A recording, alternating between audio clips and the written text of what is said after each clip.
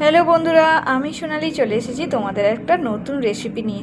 নতুন বলবো না, বলবো একদমই ঘরোয়া।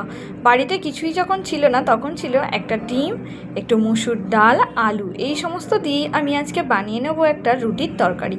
প্রথমে আমি ডিমটাকে কড়ার মধ্যে তেল দিয়ে ভেজে নিলাম, ঝুড়ো ঝুড়ো করে ভেজে নেব, যেইভাবে তরকার মধ্যে দেওয়া হয়। তারপর একটু কড়াতে তেল দিয়ে তার মধ্যে দিয়ে দেবো একটা তেজপাতা, একটু গোটা জিরে ফোড়ন। জিরেটা ভাজা ভাজা হয়ে এলেই তারপরে দিয়ে দেবো পেঁয়াজগুলো দিয়ে একটু লাল লাল করে ভেজে নিতে হবে।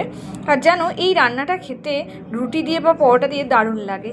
পেঁয়াজগুলো যখন একটু ভাজা হয়ে গেল, তখন দিয়ে দিলাম আলু টুকরো করে কেটে রাখা, সেগুলোকে দিয়ে ওর সাথেই ভালোভাবে ভেজে নেব। এবার দেখতে পাচ্ছ এখানে নিয়েছি মুসুর ডাল, একটুখানি আদা কোড়া আর কয়েকটা কাঁচা লঙ্কা চেরা, সেটাকেও আমি এখানে দিয়ে দিলাম। আলুটা ভেজে নেওয়ার পর মুসুর ডালটাকেও এর সাথে দিয়ে একটু নাড়াচাড়া করে নেব, একটু ভাজা ভাজা মতো করে নেব। এটা সত্যিই বলছি, অসাধারণ খেতে হয়েছিল, রুটির সাথে দারুণ খেতে লাগে।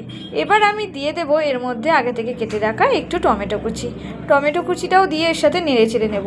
এটা তোমরা কেউ চাইলে হাতে একসাথে মেখেও করতে পারো, মেখে করলে তার আলাদাই একটা টেস্ট হয়। এবার দিয়ে দিচ্ছি আন্দাজ মতো নুন হলুদ, এটাকে দিয়ে ভালোভাবে নেড়ে ছেড়ে নেবে। এবার তোমরা যে যেরকম ঝাল খাও সেই মতো ঝাল দিতে পারো।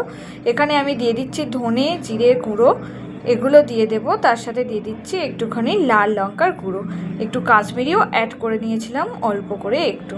তারপরে অল্প একটু তেল দিয়ে ভালোভাবে নাড়াচাড়া করতে হচ্ছে। এখানে দিয়ে দিচ্ছি ধনে গুঁড়ো। তোমরা চাইলে এটা পুরোটা সর্ষের তেলেও করতে পারো বা সাদা তেলেও করতে পারো।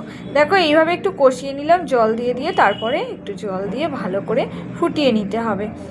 এইভাবে সুন্দর মাখা মাখা হয়ে যাবে। প্রথমত আমি আলুটা সেদ্ধ হওয়ার মতো একটু জল দেবো, যাতে আলু আর ডালটা খুব ভালোভাবে সেদ্ধ হয়ে যায়। ততক্ষণ আমি ফুটতে দিয়ে দিয়েছি।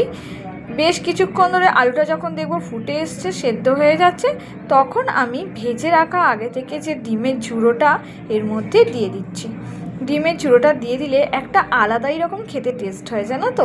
পুরো তরকার স্টাইল, কিন্তু এটা তরকা নয়, এর মধ্যে আলু আছে আর মুসুর ডাল আছে, তাই এটাও একটু অন্যরকমই খেতে লাগবে। সত্যি বলছি, তোমরা একদিন বানিয়ে দেখো, তারপরে আমাকে জানিও।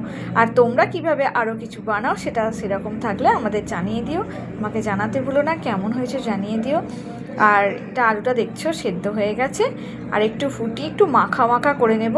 কেউ চাইলে এতটা ঝোলও রাখতে পারো, যতটা মাখা করলে আরও বেশি টেস্ট হয়। ওপর থেকে একটু গরম মশলা ছড়িয়ে দিয়েছিলাম, আর কিছুটা পেঁয়াজ কুচো আমি কেটে রেখে দিয়েছিলাম, সেটা ওপর থেকে ছড়িয়ে দেবো।